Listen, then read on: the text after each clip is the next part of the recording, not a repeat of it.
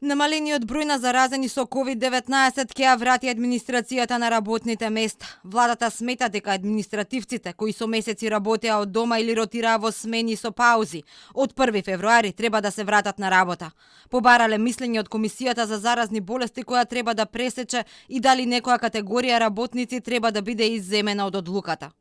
Со оглед на тоа дека бројот на заразени е намален, ви информираме дека од 1 февруари 2021 година се планира да се врати принципот на работа и работниот процес на државна и јавна администрација во полн состав, со полно работно време во работните места.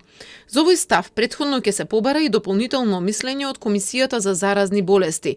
За посебни категории ќе подчекаме да се изјасни со дополнително мислење Комисијата.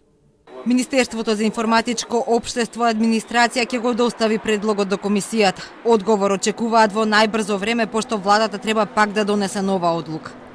Предлогот мислам дека петок, ако не понеделник, истовремено ќе се достави, ако не е доставен ќе се достави во понеделник, Комисијата заседава во понеделник или вторник, но дали во овој понеделник или другиот понеделник одлучуваат, мислам дека се направени условите да одлучуваат во најбрзо време.